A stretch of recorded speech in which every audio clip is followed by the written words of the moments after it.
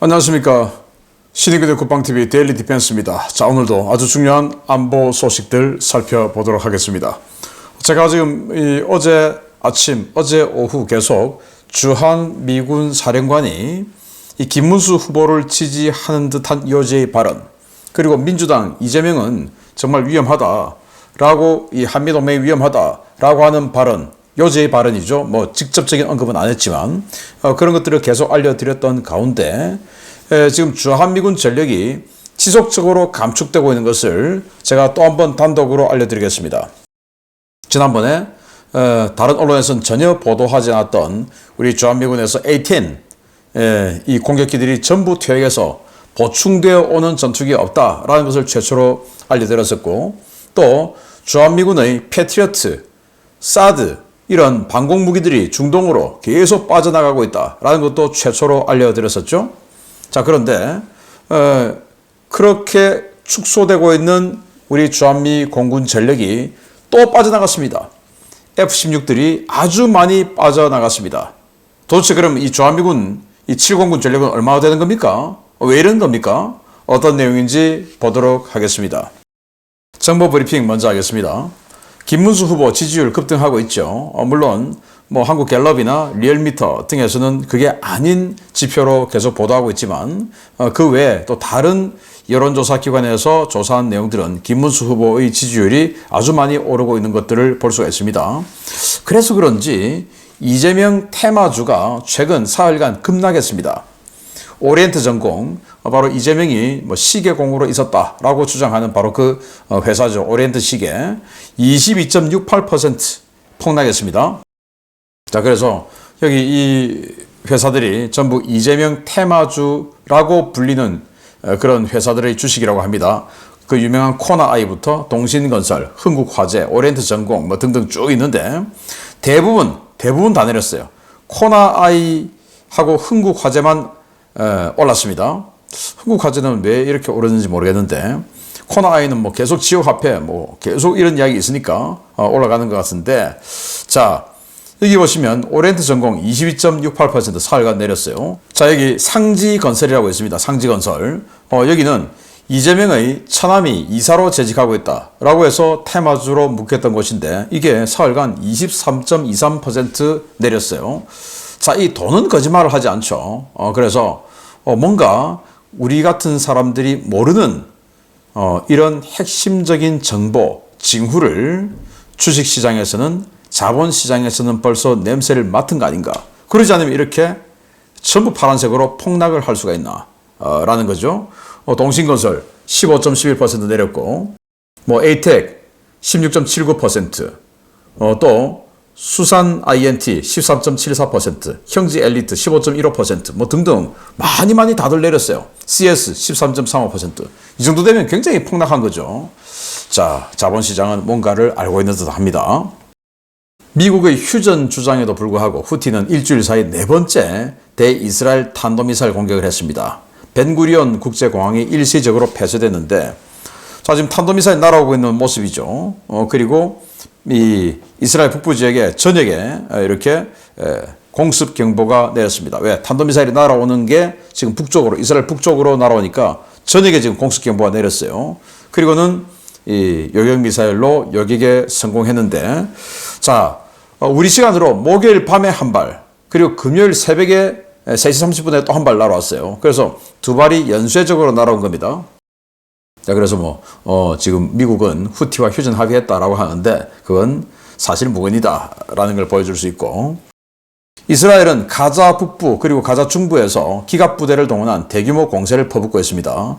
여기에 전투기, 공격 헬기가 추가로 공습을 해서 피해가 확산되고 있는데, 며칠 전에 네타냐후 총리가 미국의 중동 순방, 트럼프 대통령의 중동 순방 직전에 며칠 내로 그동안 볼 수 없었던 광경을 가자지구에서 보게 될 것이다 라고 말하면서 가자지구에 엄청난 규모의 공격을 할 것으로 예상이 되었는데, 트럼프 대통령이 카타르로 가는 그 시점에, 그리고 카타르에서 또 UAE로 가는 그 시점에 이런 대규모 공격을 해버렸습니다. 트럼프 대통령이 중동 순방할 때 그냥 때려버린 겁니다. 그런 상황에서 이스라엘과 시리아의 신정부는 아제르바이잔 바쿠에서 비밀 회동을 했습니다. 바로 카스피해 연안에 있는 도시죠. 대미 협력, 튀르키예 문제, 그리고 부족 갈등 문제를 논의했다고 하는데, 시리아의 아사드 정권을 뒤집어 엎어버리고 이스라엘과 미국의 지원을 받은 신정부가 들어섰죠. 그런데 러시아가 시리아 북부 지역에 굉장히 많은 지역의 이권을 가지고 있다가 다 빠져나갔죠. 그 지역을 튀르키예가 지금 쑥 들어왔습니다. 그래서 지금 튀르키예는 또 이 가자지구 전쟁으로 인해 이 이슬람의 술탄이라고 자칭하고 있는 에르도안 대통령이 이스라엘과 단교를 선언했죠. 그래서 지금 이스라엘과 튀르키예는 사이가 굉장히 안 좋습니다. 그런데 시리아를 두고 이스라엘은 남쪽에서 북상해 가고 있고 튀르키예는 북쪽에서 남쪽으로 상당 부분 밀고 내려와서 그냥 북부 지역을 쫙 차지하고 들어앉아 버렸고, 그 북부 지역에 또 이 쿠르드족도 있죠. 그 쿠르드족을 또 때리면서 자신들의 유전, 이런 것들을, 시리아의 유전을 자신들의 영향권에 지금 넣고 있는 이런 작업에 들어가 있죠. 그래서 이스라엘은 시리아 신정부와 튀르키예 쫓아내자, 뭐 이런 거 아마 협상을 했을 것으로 봅니다. 그 대신 우리가 지켜줄게. 미국과의 협력. 이거 우리가 지켜줄게. 우리가 미국 설득해줄게. 이런 거. 그리고 부족 간의 갈등 문제. 우리가 지켜줄게. 뭐 이런 것들 논의하지 않았나. 그러면 이제 앞으로 시리아는 완전히 친미, 친이스라엘 국가로 전환되게 되겠다. 그러니까 이스라엘 독립 이후에 시리아는 지금까지 계속 이스라엘과 싸워왔는데 드디어 친이스라엘 정부가 되지 않겠나라는 생각이 듭니다. 스티브 위트코프 중동 특사는 중동 국가들 대표단을 만나서 미국이 이스라엘에 가자지구 전쟁을 멈추라라고 강요할 계획 없다라고 밝혔고요. 미국의 마르코 루비오 국무장관은 튀르키예 회담이 성과 있을 것이라고 기대 안 한다라고 평가절하해버렸습니다. 영국의 스타머 총리는 푸틴이 지연 전술하고 있는 데 대한 책임을 져야 한다. 자, 이렇게 됐는데 지금 이스탄불에서 목요일 날 젤렌스키 대통령이 튀르키예 이스탄불로 갔고, 자, 내가 목요일 날 갈 거니까 푸틴 당신도 와라. 자, 이렇게 했죠. 그리고는 미국은 국무장관인 마르코 루비오를 대표로 해서 많은 고위급이 갔습니다. 그런데 그러면 우크라이나는 대통령이 왔고 미국은 국무장관, 그리고 중동 특사, 그리고 우크라이나 특사, 이렇게 고위급이 다 갔고, 그런데 러시아는 전 문화부 장관을 단장으로 해서 차관급 둘, 그리고 정찰청국 완전히 암살하고 했던 그 군인 한 명, 뭐 이렇게가 갔죠. 격이 안 맞는 거죠. 그래서 젤렌스키 대통령은 러시아 대표단이 협상장에 입장하는 것을 보고, 당신네들 대통령은 겁이 나서 이 자리에 안 온 거야. 나는 이 자리에 있을 이유가 없다 하고 이제 퇴청을 해버렸고, 그리고 이제 미국의 루비오 국무장관도 격이 안 맞으니까 이거 뭔가 잘해보겠다는 의지 없는 거 아니야. 그래서 성과 있을 것이라 기대 안 한다 라고 해버렸고, 그래서 영국의 스타머 총리는 옆에서 보다가 푸틴이 이따위로 지금 임하고 있는 거 이거 지연전술 아니냐, 너가 책임져야 한다. 그 말은 더욱더 제재를 강화해 나가서 후회하게 만들겠다, 이 말이 되겠죠. 푸틴은 지상군 총사령관 올렉 샬루코프 대장을 보직 해임했습니다. 보직 해임해서 세르게이 쇼이구 지금 NSC 서기장으로 가 있죠. 국방장관 하다가 그 쇼이구 밑의 국가안전보장회의, 즉 NSC 부서기장으로 좌천시켰습니다. 자, 이 사람인데, 그러니까 지금 지상작전에서 뭔가 성과를 못 내고 있는 것에 대한 책임을 지고 보직 해임시켜서 그냥 한직으로, 밑에 부하가 없으니까 한직이죠. 격은 그대로 유지가 되지만 실제 역할이나 또는 이 능력은 완전히 그냥 한직인 NSC 부서기장으로 보내버리고, 후임으로 중부전구 사령관, 그러니까 시베리아 서쪽의 지역입니다. 그 지역의 총사령관으로 있는 안드레이 모르드비제프 상장을 지상군 총사령관에 임명해서 전쟁을 총지휘하겠다라는 거고요.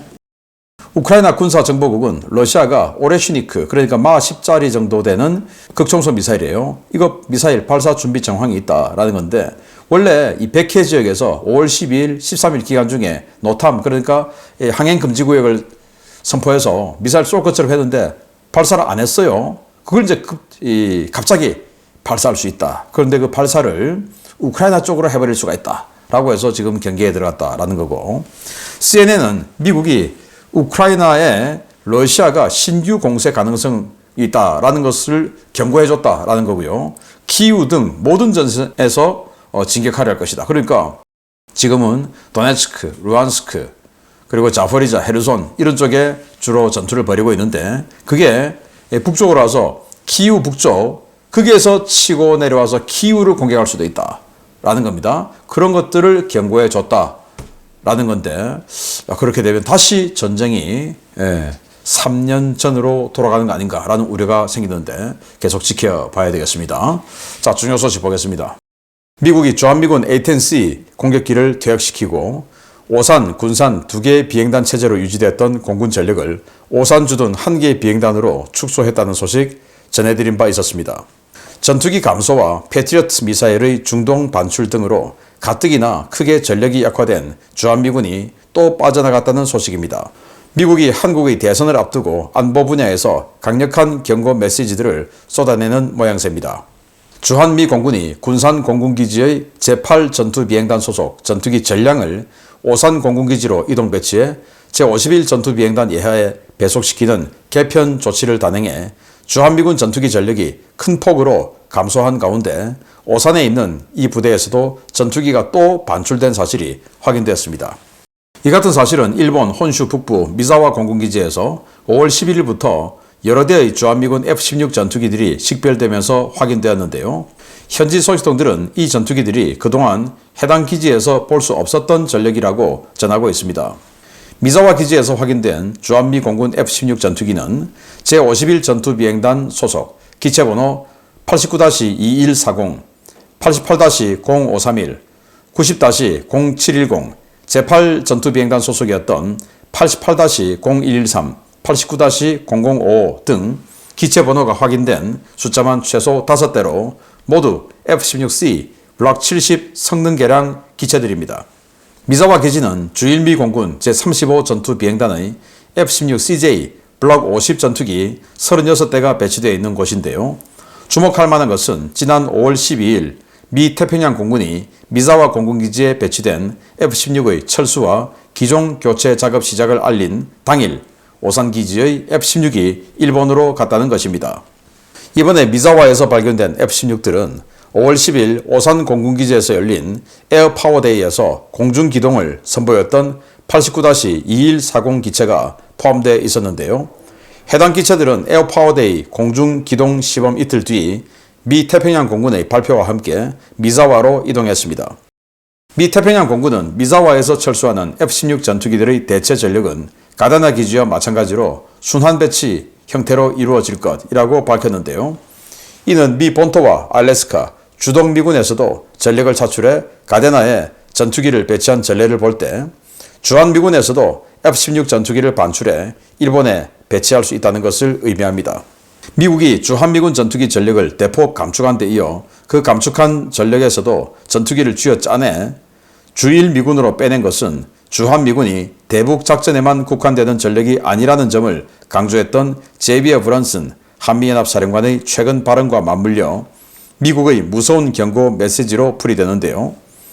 우리 정치인들과 국민들, 한미동맹이 기로에 서 있다는 미국의 경고를 잘 이해하고 오는 대선에서 현명한 판단을 해야 하겠습니다. 네, 주한미 공군 F-16 51 전투비행단, 그리고 F-16 제8 전투비행단, 그리고 51 전투비행단의 A-10 이렇게 있었는데, 그렇게 해서 한 90대 정도 있었죠.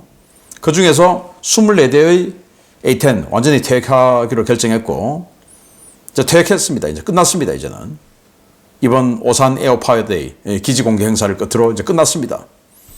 그리고는 이 군산기지에 있던 2개의 비행대, 최대 한 40대 정도에서 48대 정도가 있었죠. 그 중에서 상당수를 없애버리고 뭐 한 30대 정도를 이 오산기지로 보내서 지금 62대 체제로 줄었습니다. 거의 3분의 1 정도가 축소된 거죠. 그러니까 미 공군 전력, 주한미 공군 전력의 3분의 1이 철수한 겁니다. 뭐 주한미군 철수, 주한미군 감축, 이게 사람만 사라지는 거, 눈에 안 보이니까, 사람이 빠져나간 게 눈에 안 보이니까 그냥 그대로 한 거 아니야? 아니에요.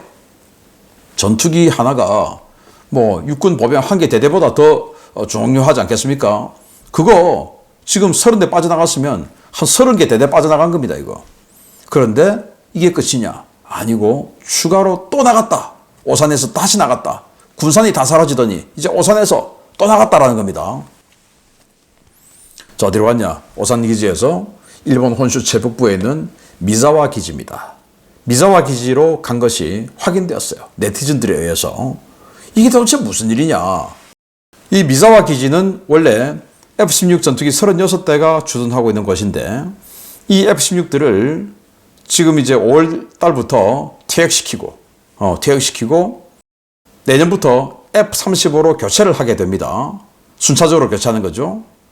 그래서 지금 F-16을 5월 달부터 퇴역시키니까 내년까지 공백이 생기겠죠.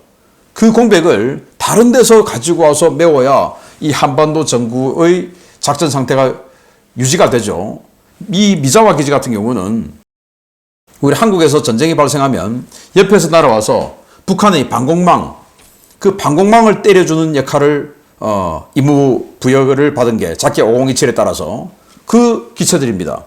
그런데 이 북한 방공망 때려야 되는 이 비행단의 기체가 없다고 해서 더 중요한 오산기지 전투기를 빼서 여기다 갖다 놓으면 여기는 어떡합니까? 여기는 다른 데서 가져왔어야죠. 본토에서 오든지 유럽에서 오든지 중동에서 오든지 이렇게 해야 되는데 오산에서 빼서 일본을 보강했다. 이 상태입니다. 그 어떻게 알았냐? 5월 10일 오산기지에서 에어파워데이, 기지 공개 행사를 하죠. 우리 한국인들은 주민등록증, 신분증만 가지고 가면 다 입장할 수 있어요. 뭐 완전히 축제 같은 그런 행사인데 여기에서 에어쇼를 합니다. 여기에서 에어쇼를 했던 바로 이 기체, 89-2140 기체, 그때 이제 폼 잡고 서 있는 모습인데 운영 요원들이, 이 기체가 오산 기지에서 에어쇼를 해주고 여기 오산 마크 있죠. OS 오산, 이 기체가 일본 가버린 겁니다. 그 다음날. 자, 5월 11일 일본 미자와 공군기지에서 이렇게 촬영됐어요. OS 89-2140 기체 똑같은 게 거기에서 또 기지 공개 행사를 또 한 겁니다. 이 뭐야 이거? 그럼 이것만 있나? 아니에요. 88-0531 기체, 여기도 지금 여기 무스탕 마크 있죠? 이게 오산기지 마크 아니겠습니까? OS 오산, 네, 오산기지 거예요. 이것만 있나? 또 있어요. 오산기지 대장기체라고 할 수 있는 90-0710 기체, 여기도 오산, 네, 5월 14일 촬영됐어요. 또 있어요. 이건 WP 울프팩 군산기지 지금 없어졌고 이제 오산에 다가 있죠. 군산기지 소속 기체였다가 오산으로 지금 배속받아 있는 그 기체 88-0113, 이게 또 미자와에 또 촬영됐어요. 이거만 있냐? 또 있어요. 역시 울프팩 군산기지 소속이었다가 지금 오산 가 있는 89-0055 기체, 또 미자와에 있어요. 사진 찍힌 것만 5대. 그럼 이 5개가 다일까? 아니죠. 최소 8대. 왜냐? 이 50일 전투비행단, 즉 애초에 오산 소속이었던 50일 전투비행단에서 뭐 단위로 따지면 4대가 한 개 편대니까 기본 4대는 갔을 거 아니겠습니까? 또 군산기지 소속이었던 이 8전투비행단 소속에서 또 4대는 갔을 거 아니겠습니까? 그리고 6대, 8대 이렇게 되면 최소 8대 아니면 12대 아니면 16대까지는 갔을 수 있다. 이런 겁니다.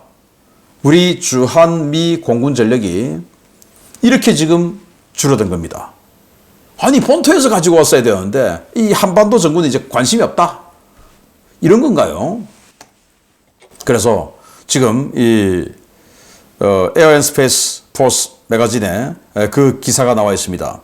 미자와 기지에 다른 데서 순환 배치된다라고 했는데, 아니 다른 데서 하면은 미국 본토에서 오든지 유럽에서 오든지 해야 되는데 왜 오산에서 가져갑니까? 지금 우리 대한민국 정부는 리더십이 상실되어 있는 상태고 뭐 협의할 당사자도 없고 지금 정권 바뀌면 한미연합사 부사령관 국방장관 없고 차관 합참의장 다 교체될 사람들이니까 그냥 협상할 사람도 없고 그냥 가버리는 겁니다 지금. 그래서 갔다가 불러 다시 돌아와 라고 할 사람이 집권을 해야 되는데, 만약에 이런 사람이 집권하면 아이고 잘 갔네 오지마 그래 알았어 어우 꼴 보기 싫었는데 이렇게 되겠죠.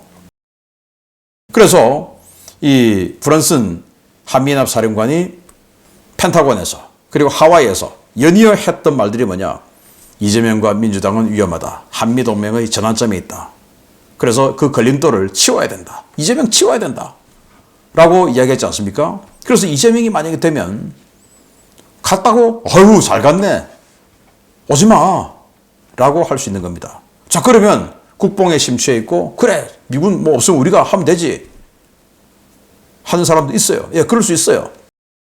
그러면 이재명이 이런 전력들을 단기간에, 미군이 빠져간 이런 전력을 단기간에 메울 수 있는 그런 전력 창출을 할 수 있는 국방 예산을 확실하게 늘리겠다라는 말이 있습니까? 없죠. 이재명의 국방 공약을 보면 기가 막힙니다. 그것을 제가 심층 분석, 위클리 디펜스 등을 통해서 분석해 드리도록 하겠습니다. 얼마나 위험한 국방 분야 공약을 하고 있는지 제가 분석해 드리도록 하겠습니다. 정신 차려야 됩니다. 우리 정말. 마치겠습니다. 감사합니다.